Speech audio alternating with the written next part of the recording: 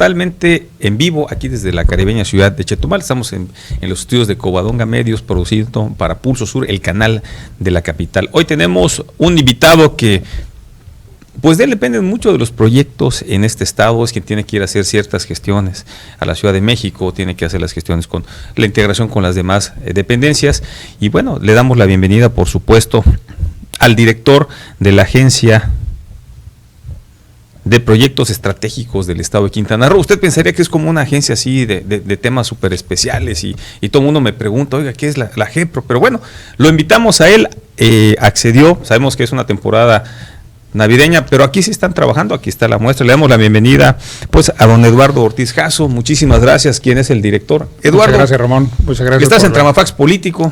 Muchas gracias por la invitación. Ya estaba muy platicada esta reunión. Un gusto estar aquí contigo y con tu auditorio. Muchas gracias. Comenzamos, estamos en vivo. Por favor, nadie ve este programa, así es que no le cambie.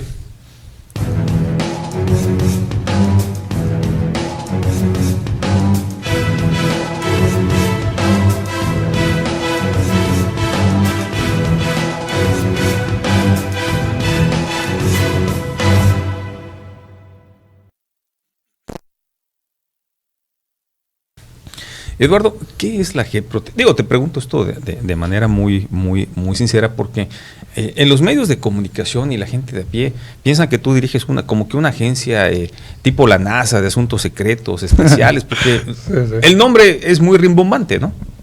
Sí, no, mira, qué bueno que me haces esa pregunta y me parece importante comenzar por ahí. La Agencia de Proyectos Estratégicos, como su nombre lo dice, es una dependencia del gobierno del Estado que surge por iniciativa de nuestro señor gobernador, Carlos Joaquín, con un propósito específico de origen, que fue crear una dependencia que se hiciera cargo de los grandes proyectos de infraestructura para el Estado de Quintana Roo y que en esa lógica pudiera también incentivar la inversión privada para estos proyectos. Es decir, esta área de proyectos de la agencia está en la lógica de atraer inversión privada, que siempre le hace falta a la inversión pública, que además históricamente en Quintana Roo casi no ha existido. Entonces esta iniciativa se vuelve muy importante y está además alineada a un marco legal. Nos dedicamos el primer año, como lo instruyó el gobernador, a crear un marco legal que pudiera dar esa certeza jurídica para la inversión privada en los grandes proyectos de infraestructura. Un poquito más adelante, si quieres, hablamos de los proyectos. Y por otro lado, tenemos también la gran responsabilidad de la administración de las reservas territoriales del Estado. Entonces, tenemos los dos componentes. Por un lado, la administración de las reservas, en la lógica de hoy ponerlas en una lógica de que generen proyectos que traigan desarrollo para el Estado y que traigan inversión y, por supuesto, beneficio para los quintanarroenses. Y sobre todo con el andamiaje legal, ¿no? Que era lo más complicado, que correcto. De alguna forma no existía. Generalmente cuando llegaba algún inversionista sí. En otras administraciones que todavía no había estos procesos legales de auditoría, transparencia de cuentas, etcétera, bueno, pues a lo mejor a veces le cedía el gobierno un predio para no sé, construir una fábrica y al final no la construían, se quedaban con el predio y no pasaba nada. Sí, no, mira, hoy la lógica es así como lo comentas. Lo que se buscó es generar certeza jurídica. El interés en Quintana Roo ha existido siempre, sí. Lo sabemos, y sin embargo ha habido iniciativas de proyectos que han fracasado porque no han tenido o el respaldo o las condiciones jurídicas o de certeza para cristalizar. Entonces, en el caso nuestro, la instrucción del gobernador fue: generemos esta dependencia que se va a hacer cargo de impulsar esos proyectos con el sector privado, por un lado, pero por otro lado, estructura o andamiaje legal, y entonces generamos dos leyes. La ley de patrimonio, que se actualiza la nueva ley de patrimonio del Estado con la cual nace la agencia, y la ley de asociaciones público-privadas estatal, que está alineada a la ley de asociaciones público-federal y además a la ley de disciplina financiera. Entonces, esto es, términos más bueno, sencillos. Lo que tienen que hacer los gobiernos, ¿no? Porque no todo tienen que hacer los gobiernos. De alguna forma el gobierno no tiene que ser empresa. O sea, digo, que genere ingresos, ¿no? Puede ir en coasociación, en participación. Es correcto. Temas de esos, ¿no? Digo, pregunto esto porque de repente me viene a la memoria en estos momentos aquí. Es más, aquí está gente de producción que estuvo.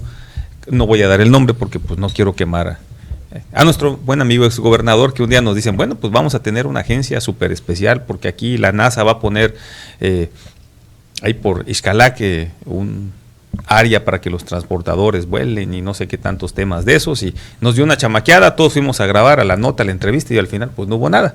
Entonces, así se las gastaban en esos tiempos, ¿no? Ahorita pues ya con esto ya hay orden, forma y disciplina.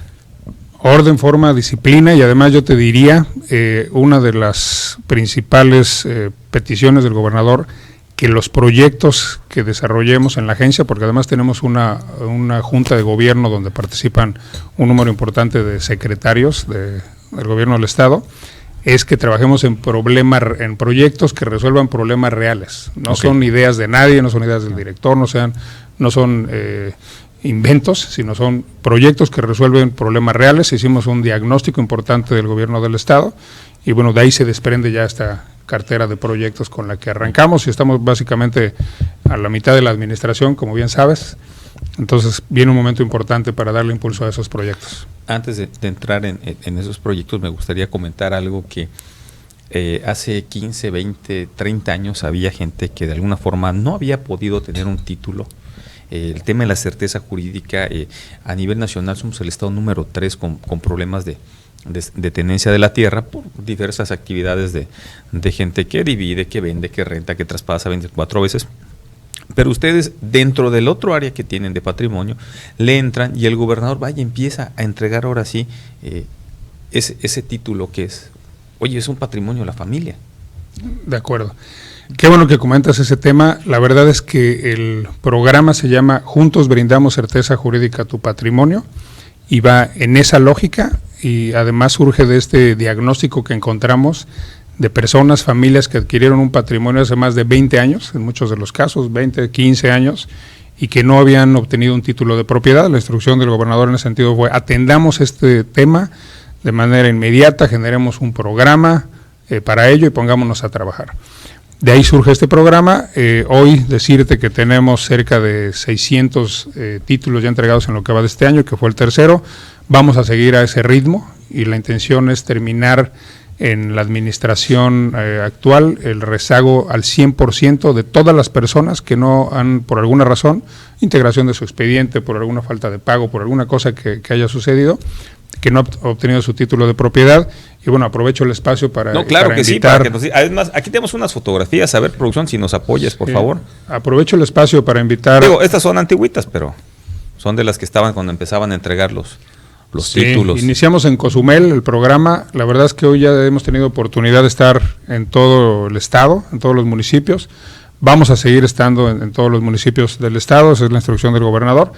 Y bueno, decirles a la gente que se acerquen, por favor. Hemos encontrado... de las que estuvo entregando el gobernador. Esto fue Cozumel. Eso fue en Cozumel, sí. Oye, mira, hasta Tony fue ahí de colado, estaba ahí nuestro amigo el presidente magistrado. O sea, fue a dar ahora sí, como dicen, legalidad de que, de que todo está transparente. Sí, la verdad es que el programa, como te podrás imaginar, pues un rezago en tener un título de propiedad, pues es algo muy importante para las familias y bueno, la invitación es a que se acerquen. Nosotros tenemos para atención directa al programa, además de la publicidad que estamos haciendo del programa mismo, de que estamos en todos los eventos del gobernador, de Platícale al Gobernador, tenemos oficinas, por supuesto, en Chetumal, en Cancún, en Tulum y tenemos una también en Cozumel. Entonces, invitarlos, que se acerquen, no importa la naturaleza de la problemática que tengan, hemos encontrado gente que han fallecido, desafortunadamente los propietarios originales, entonces la familia no sabe qué hacer.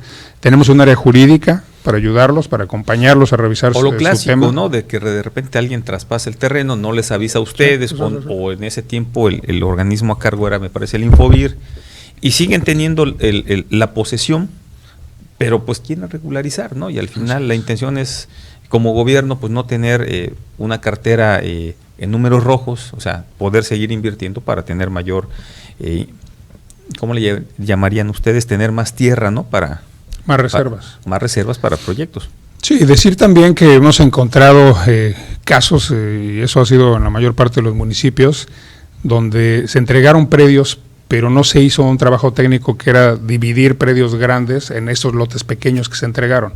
Estas se llama, ¿no?, las subdivisiones. Es correcto. Entonces, todo este trabajo nosotros nos estamos metiendo. La verdad es que hemos recibido mucho apoyo, muy buen apoyo por parte de los municipios Nosotros como gobierno del estado lanzamos el programa, pero trabajamos de la mano con los municipios y de eso depende que con los catastros municipales podamos hacer las subdivisiones, podamos individualizar, generemos en paralelo el expediente de las personas, de las familias y entonces podamos titular. Okay. Entonces es un programa técnico, administrativo, jurídico, pero bueno, invitar a la gente que se acerque. ¿Hay algún costo en este tema al el momento de la titulación, que se expide el título? Es un costo menor, y sí es algo que está previsto en la Ley de Patrimonio, pero es algo que también tenemos paquetes de titulación que nuestra Junta de Gobierno nos permite por temas. Porque veo que ahorita están haciendo el famoso estudio socioeconómico, ¿no? Para poder decir, oye, de acuerdo a tus ingresos, vives en esta zona, te podemos dar este financiamiento o bueno, esta facilidad de pago, ¿no?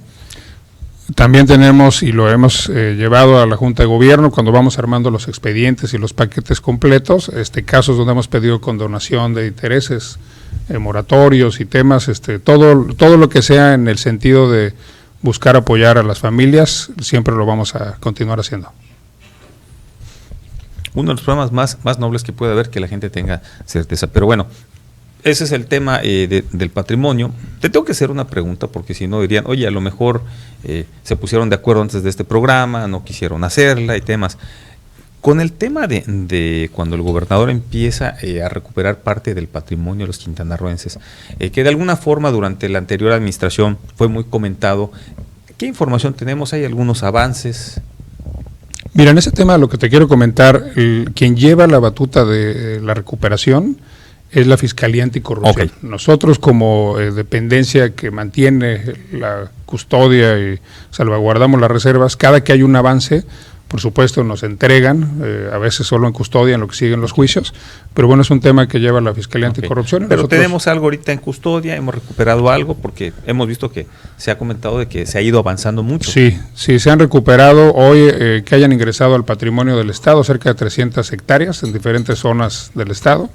Tenemos también algunos polígonos o predios que estamos ya salvaguardando, aunque el juicio continúa.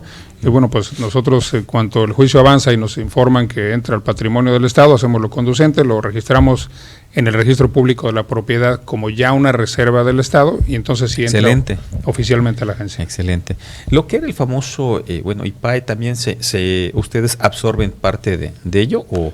Sí, lo que sucedió es que en el decreto que se extingue, en el decreto donde nace la agencia a través de la Ley de Patrimonio, también se extinguió el IPAE. Entonces, técnicamente el IPAE se extinguió, pero los activos, y que son todas estas reservas, nos lo transfieren en un proceso, nos lo transferimos en un proceso de casi un año a la agencia, y ahí hay un tema muy interesante. Fíjate que técnicamente en el papel, cuando nos dicen aquí están las reservas del IPAE, en documentos, había 69,000 hectáreas. Nosotros hicimos un trabajo de campo y de gabinete importante, estoy hablando de drones, topografía en campo y demás, y después lo rectificamos en las oficinas. Logramos identificar y mapear, digamos, 5,000 hectáreas adicionales que no estaban en los documentos que recibimos. Entonces, hoy ya en esa transferencia de las 69 ya incluimos las 5,000 hectáreas y hoy el patrimonio del Estado se ha incrementado en 5,000 hectáreas, es decir, en el 8%. Pero fíjate que ese tipo de noticias, y a lo mejor me lo estás comentando, a veces como que no permea con la gente, con los quintanarroenses. De alguna forma, dice 5,000 hectáreas, es un mundo de terreno, es un mundo que alguien se pudo haber quedado con ello y no pasaba nada. Le podrían haber generado, no sé, algún título, alguna cuestión de esas. Hoy son 5,000 hectáreas más, pero la percepción social a veces, como no hay esa información, también es técnica, es una información que no es para que saque a todos lados, pero oigan, hoy lo tenemos en primicia, o sea, son bastantes. Mira, el gobernador mencionó en números generales en su informe, de hecho en este tercer informe hizo un avance de esta información técnica y después, si recordarás, hubo el informe que presentamos ante el Congreso, entre los diputados ya cada dependencia. Ahí ya les llevamos toda esta información donde pusimos de manera muy clara este incremento de las 5,000 hectáreas. Y bueno, sí, como bien dices, es algo que no se sabe mucho, pero pues es una realidad, es un incremento del 8%. Decirles también, por ejemplo, que en términos de gestiones de reservas territoriales, porque además es la instrucción del gobernador, es que sigamos incrementando estas reservas.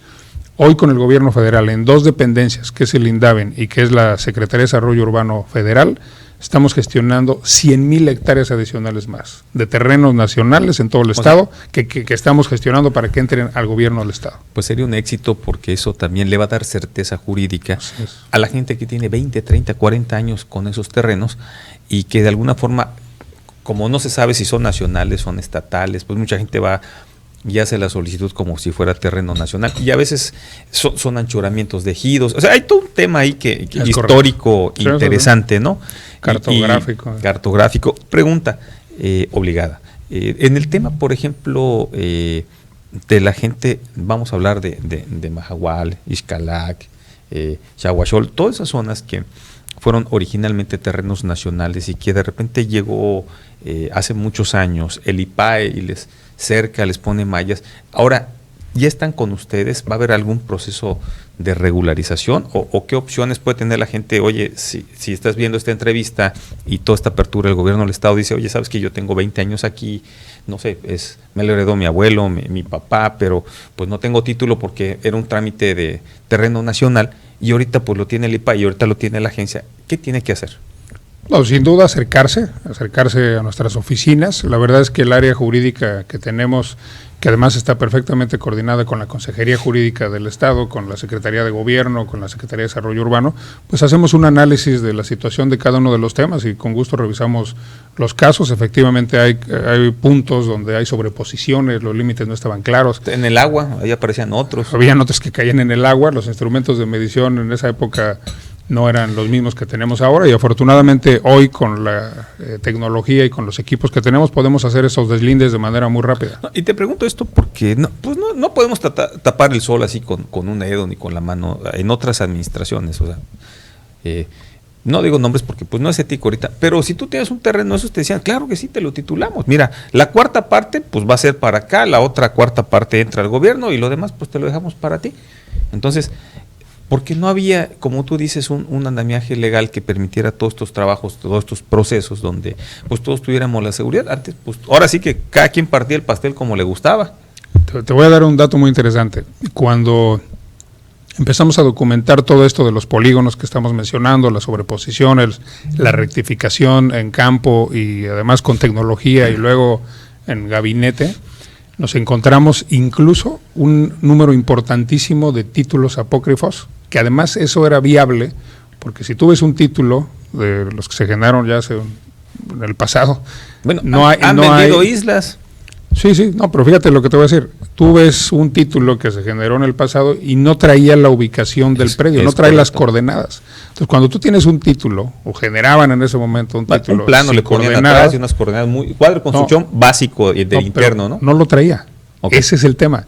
Entonces, lo que nosotros estamos haciendo, cuando ya estamos entregando un título, hoy sí tienes un título con sus coordenadas, que tú sabes que la coordenada vas y ubicas el punto y sabes perfectamente lo que le estás entregando a un propietario. Entonces, ya no se presta a que tú traigas un título como en el pasado, que no tenía esta ubicación y entonces era muy fácil falsificar y decir que era un predio donde no era. No, pues aquí, bueno, los ejidos han sido de alguna manera por muchos años los más afectados, ¿no? De alguna forma les aparecían títulos, los despojaban, por así decirlo, pero con esto pues ustedes traen ahora sí la memoria histórica de todo lo que es la tenencia de la tierra.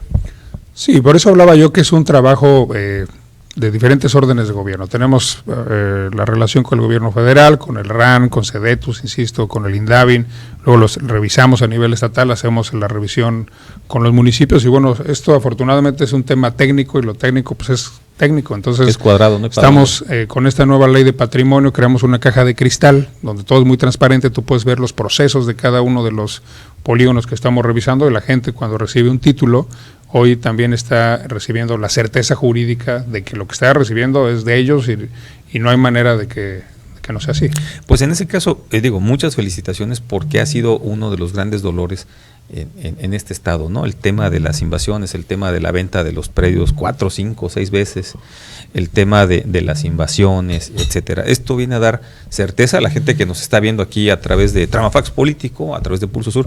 Acérquense, por favor, a la GEPRO, lleven sus evidencias, o sea, al final se trata de sumar, porque por ejemplo, hay varios temas aquí en la Bahía de Chetumal de gente que no sabe si su terreno es nacional, si su terreno es un anchuramiento, tienen la posesión de toda la vida, porque pues antes así era Chetumal, y hoy de repente llega el IPA y te cierra y dice, oye, ¿cómo salgo ahora?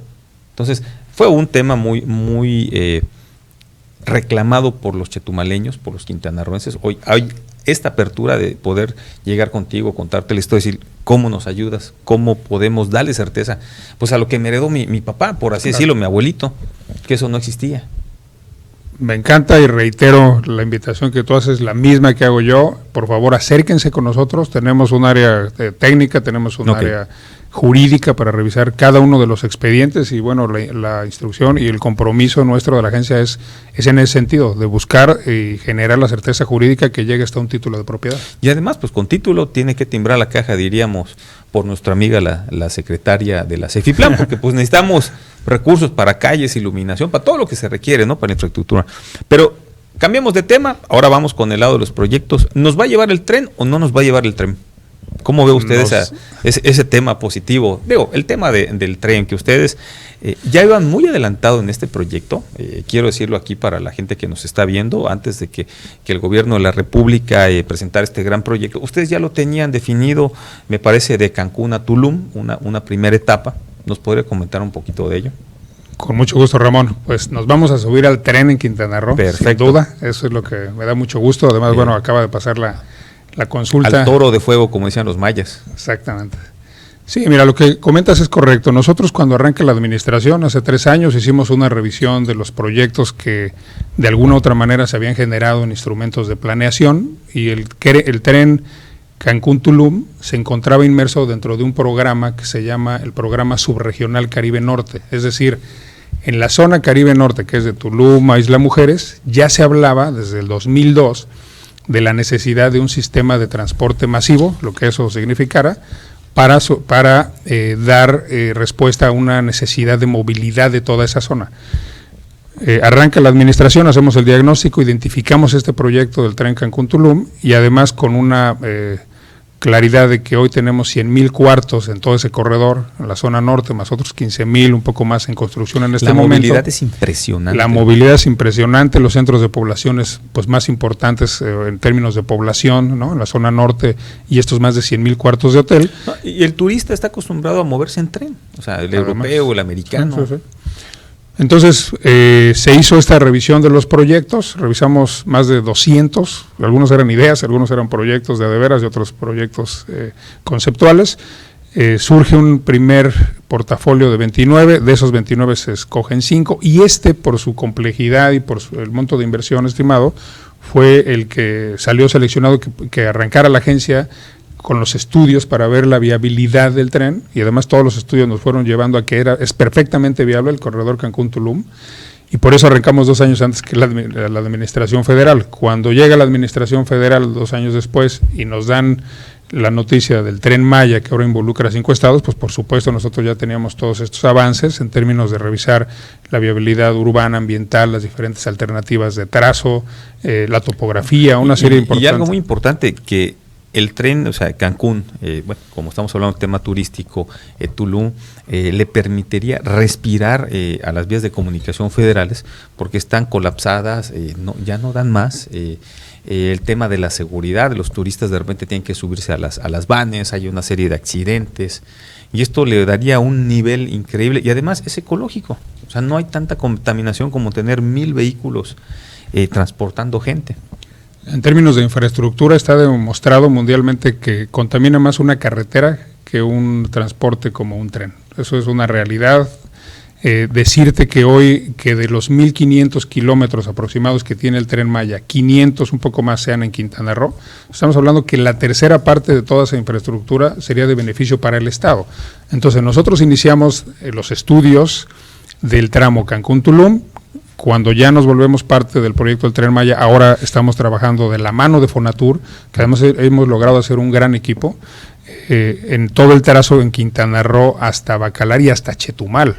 Me parece ese trazo, todavía es secreto, no lo sabemos. Por favor, cuando lo vayan a presentar aquí, queremos saber los quintanarroenses por dónde va. ¿Qué tal si alguien quiere poner su tiendita ahí en la esquina, ¿verdad? No sabemos. Sí. No, en enero seguramente ya vamos a conocer el trazo definitivo. Esto justo se acaba de terminar el 13 de diciembre, se terminó por parte del gobierno federal el contrato del pretrazo de la perfectibilidad, entonces ya lo conoceremos seguramente en enero. Hemos estado trabajando, insisto, de la mano con Fonatur. Decir, y esto me parece muy importante, porque además la instrucción del gobernador desde el inicio es: impulsemos proyectos en el sur, traigamos conectividad al sur, y una de las peticiones, la primera que hace el gobernador, en la primera reunión de gobernadores con el presidente Andrés Manuel, esta reunión fue en Chiapas, en Palenque, fue pedir que los patios de mantenimiento del Tren Maya estuvieran en Chetumal. Okay. Esa la hizo el gobernador Carlos Joaquín en esa primera reunión, fue aprobada y esa se mantiene. Okay. Después los gobernadores han levantado la mano, ¿no? En Campeche, en Yucatán, que también quieren otra terminal de mantenimiento y eso entiendo está en evaluación, pero la de Chetumal se mantiene. Entonces, hemos estado trabajando en ese sentido, en la búsqueda, por supuesto, de dar otras alternativas económicas para el sur del estado y bueno, eso porque, ahí está. Bueno, este proyecto que de repente lo han modificado un poquito, plantea algo muy importante, ¿no? Que este Tren Maya o este sistema de movilización rápida de muy alto nivel permita que el turismo, que estamos hablando que llegan 20 millones al aeropuerto internacional de la ciudad de Cancún, pues se animen a viajar al sur, se animen a ir un poquito más a Palenque, bueno, le haga este circuito, porque es prácticamente un circuito, es un tren transpeninsular, si lo queremos llamar así, por así decirlo, ¿no? Y que la gente con muy poco tiempo pueda estar en Cancún, en playa, en Cozumel, o sea como, pues irnos de ¿cómo diríamos? Es un crucero sobre el mar, sobre tierra. Sí, mira, en la lógica del tramo Cancún-Tulum, digamos que el tren viene siendo hoy ya una necesidad, o sea, te resuelve una necesidad de movilidad que tienes por estos más de 100,000 cuartos que tenemos, pero lo que genera como circuito, como bien comentas, esta posibilidad de que se ingrese el turismo hacia zonas de la zona maya, hacia la zona de Campeche, hacia la zona de Chiapas, hacia el mismo Yucatán, que se genere esta conectividad, pues se vuelve algo muy importante para toda la región. Yo te diría, y es algo que además me gusta comentarlo, porque en meses pasados también se logró por parte del gobierno federal, y después nosotros como gobierno del estado firmamos un convenio, se logró la incorporación de ONU Habitat. Entonces, el Tren Maya hoy, más que un proyecto de infraestructura ferroviaria, que es lo que es propiamente el tren, es un proyecto de desarrollo, es un proyecto que traerá desarrollo para toda la región, que se están estudiando bien las vocaciones y las áreas de influencia, lo que será la huella del Tren Maya en toda la península, y las áreas de influencia alrededor de las estaciones para generar unos modelos de desarrollo económico como pueden ser la agroindustria, que se han quedado rezagados en el sureste y que hoy a través de un circuito donde tendrás carga, que tendrás pasajeros y que además será turístico, pues puedes meter en una lógica de desarrollo. Sí, aquí lo más importante es trabajar con la gente local de cada una de esas áreas y definir qué es lo que pueden hacer y cómo le pueden entrar, porque si no va a ocurrir lo que ocurrió, pues lógico, por sus características como Cancún, como playa, que la gente de las comunidades, pues es la única opción que tiene es pues aprender a hablar inglés, ruso, francés, y pues irse a chambear a los lugares turísticos, ¿no? Aquí es diferente porque el turismo que viene es un turismo con un nivel económico diferente, un tipo de pensamiento diferente, y que quiere conocer vestigios arqueológicos, quiere conocer naturaleza, la cultura, sobre todo, por ejemplo, Carrillo Puerto, un lugar muy bonito en sus temas culturales, y que esto puede hacer que el gobierno pueda planear con los municipios, con las organizaciones de la sociedad civil, festivales, congresos, exposiciones, para que cuando el turismo llegue tenga diferentes versiones de muchos Quintana Roo. Es correcto. Sí, la inclusión social es sin duda uno de los grandes beneficios que deberá traer el tren, y para ello tienes, como bien dices, Ramón, considerar e incluir a la gente y escucharlos desde sus necesidades reales, desde su problemática actual, para que entonces este beneficio sea real. Sí, porque por ejemplo puedes llegar a Cancún, estás un día en Cancún y de repente ves ahí en la cartelera Chetumal, Festival Internacional de Música Caribeña, ¿no? Oye, ¿quiénes vienen? No, pues viene Belice, viene estos lugares. O de repente el encuentro del Mayapache en Felipe Carrillo Puerto, y de repente en Tulum pues tenemos no sé, el amanecer, etcétera. Entonces tenemos que darle al turista una cobertura impresionante. Todo lo que hacemos, o sea, aquí le habíamos puesto Vive la Chetumanía, las cosas buenas que nos gustan hacer, no las malas, porque aquí nos portamos muy bien en este programa Tramafax. Hablamos de temas de política. Oye, Eduardo, ¿qué se siente que de repente, una vez en la vida, como servidor público, tienes la oportunidad de participar en un proyecto tan grande, tan importante como este? Cuando estabas allí en la prepa o en la universidad, echándole porras a los Pumas, ¿pensaste estar diseñando este proyecto con todo tu equipo? Mira, sin duda es una gran responsabilidad. Se siente una alegría ser parte de esto. No me imaginé ser parte de un proyecto de esa naturaleza cuando estaba en mis edades de estudiante. Sin embargo, te quiero decir que en 1991 tuve oportunidad de venir a hacer mi servicio social a Chetumal, cuando era estudiante yo de la UNAM, y por un proyecto que desarrollé, me dieron el premio Vaz Parada al mejor servicio social de la UNAM. Ahí me enamoré en el 91 de Quintana Roo y regresé 2 años después, cuando me titulé en el 93, a vivir a Quintana Roo, a Cozumel y luego a Cancún. Ser parte del crecimiento y del desarrollo de lo que hoy está pasando, pues me encanta, porque aquí han nacido mis hijos, aquí está mi familia.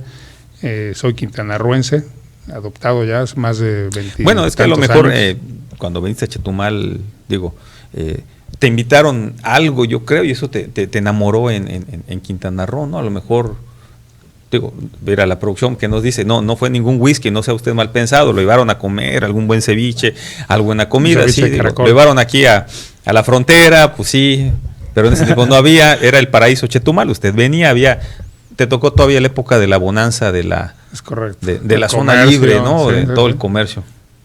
Así es.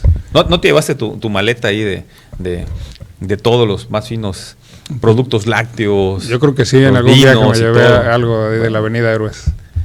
Pues qué bueno que has estado con nosotros, nos da mucho gusto. ¿Algún otro proyecto de los que trae la agencia?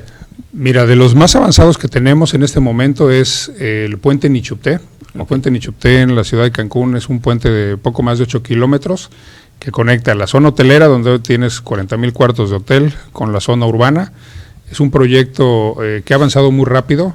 Recibimos mucho interés de consorcios, incluso muchos de ellos del extranjero. Este sería con cobro sí, como privado, ¿no? Es correcto, de peaje. En lugar de transportadores. Sí, este es un puente privado, con inversión público-privada, y la lógica es que tenga un cobro de peaje. Se están ahorita afinando los estudios de cuál sería la posible tarifa para poder cruzar, pero es un proyecto muy viable. Estamos ya en la última etapa. Está colapsado la zona hotelera, es imposible, o sea, ya no... Sí. Te avientas 1 o 2 horas en horas tráfico. Fíjate que este proyecto ha sido muy interesante porque desde la perspectiva urbana tú tienes 2 accesos a la zona hotelera que están a 15 kilómetros de distancia y 40,000 cuartos de hotel ahí, con lo que implica en términos de población y suministros, logística y empleados y gente que vive y demás, con solo 2 accesos. Quien nos ha tocado estar en algún momento que pasa algo en alguna de las entradas, sobre todo la del centro de la ciudad, colapsa la ciudad. Entonces, hoy la estrategia o la propuesta de este puente es dar una vía de acceso nueva a la zona hotelera, que incluso contempla, y eso es algo que también fuimos muy claros desde la agencia, que tenga una ciclovía y que contemple el transporte público. Con esto lo que quiero decir es que no es un puente para autos, porque eso también luego se critica, que cuando creas infraestructura como puentes solo para autos, pues vas a meter más autos. Aquí no, aquí se está pensando en el transporte público, se está pensando que tenga una ciclovía también y que sea parte de todo un sistema y de un plan integral de movilidad para resolver el problema de la ciudad y de la zona hotelera. Esto es una parte de ese proyecto de movilidad grande. El otro proyecto grande es un circuito, que te lo comento, porque es con lo que cierras este proyecto del puente. Es un circuito urbano y turístico que va a alimentar al Tren Maya, desde la ciudad y toda la zona hotelera, y por lo tanto una definición importante también, que esa sucedió en este mes de diciembre, de hecho, que concluimos los estudios, que la terminal del Tren Maya de Cancún se va a quedar en la zona del aeropuerto. Y vamos a alimentar nosotros con estos proyectos, con este proyecto del Estado, un circuito urbano turístico de transporte, vamos a alimentar la estación del Tren Maya en la zona del aeropuerto. Ese ya es otro proyecto que estamos trabajando. Ok. Sí, porque bueno, dentro de lo que vimos estuvo aquí con nosotros la gente que lleva los estudios del Tren Maya, ha venido funcionarios de la nueva administración federal y nos contaban, ¿no?, que Cancún va a tener playa terminal, Tulum, en algún momento era Bacalar, pero parece que ahora se corre y la de Bacalar va a ser la misma de Chetumal, ¿o ha habido algún cambio por ahí? Pues mira, eso todavía está en evaluación, entiendo que es parte de lo que ya en enero se conocerá a detalle, ese. Y bueno, el otro nuevo que también comentas es Cobá, ¿no?, con la última definición del trazo. Sí. Que se para salir por Valladolid prácticamente, ¿no? Ya cambian el modelo de la vía. Carrillo Puerto y hacia el sur. Ah, bueno, nos faltó Carrillo Puerto, Dios mío, sí. Si no lo digo va a haber una manifestación aquí en los estudios. No, Carrillo Puerto. Sí, no, por supuesto. Pues el más importante, independientemente del Tren Maya por todo lo que maneja, la zona hotelera de Cancún es uno de los proyectos más ambiciosos, tiene creo que muchos años que se está intentando ver cómo dignificar otra vez Cancún, sobre todo el centro de la ciudad, darle ese esplendor, y esto se requiere mucho. Sí, no, seguimos trabajando, va muy bien ese proyecto. También mencionar el proyecto de ampliación y modernización del tramo de carretera de Tulum a Bacalar. Ese proyecto no ha sido fácil, nos ha llevado mucha gestión. La agencia también llevamos esa labor de, aunque los proyectos no pudieran ser al final estatales, como una APP estatal, puedan ser federales, y ahí lo que hemos hecho es hacer mucha gestión con SCT sobre todo, con el mismo Fonatur, y hoy estamos, por ejemplo, sentados ya en reuniones de trabajo con la Unidad de Inversiones de Hacienda, aportando información, estudios y demás. ¿Ampliarla qué significa? ¿Le vamos a meter un carril más? Meterle un carril más, modernizarla y meterle camellón central. Entonces, con lo que lo harías mucho más segura, mucho más fácil de transitar. Sí, porque esa tiene concreto hidráulico desde el inicio, que ya le han metido asfáltico por temas, pero eso es una inversión enorme. O sea, Tulum, Chetumal, o sea, Tulum, Bacalar. Bacalar, bueno, nos queda cerquita, estamos. Sí, que es el tramo realmente que falta, ¿no? Y, si es el tramo de alguna forma ahorita que es la zona más peligrosa. Es correcto, además. Es que Don Slim no quiere poner una antena para que tengamos Telcel en esa zona, o no sé, algo pasa, pero hay que gestionarlo. Pues eso tendría que ser parte de la modernización, ¿no? Es decir, una parte de la infraestructura, que puedas transitar seguro y demás, pero también la conectividad. También en eso se está trabajando.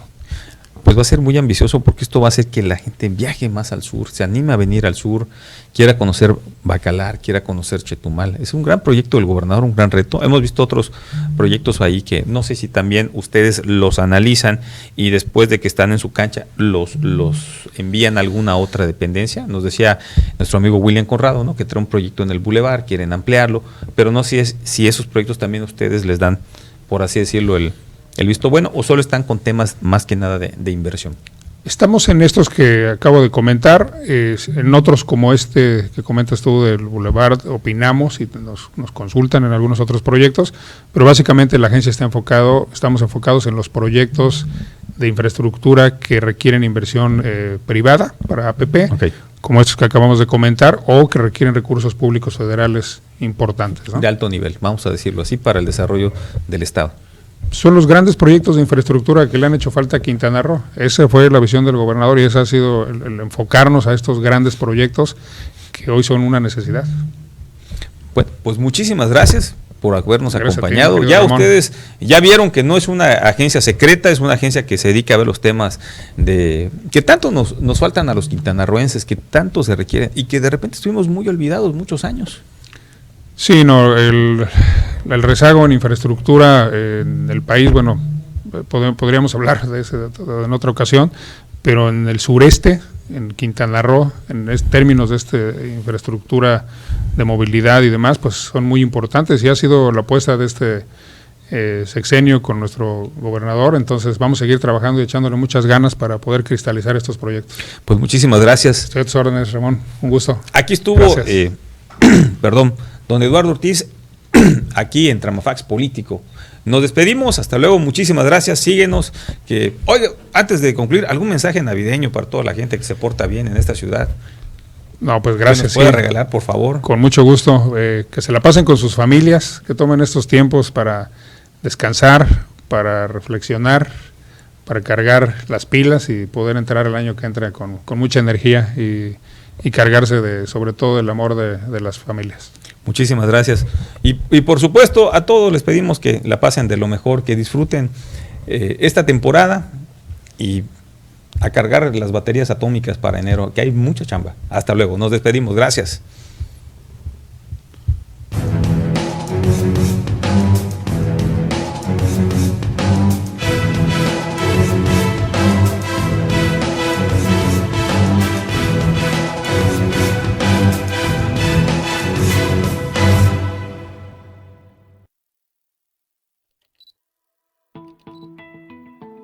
Esta es una producción de Covadonga Medios para Pulso Sur.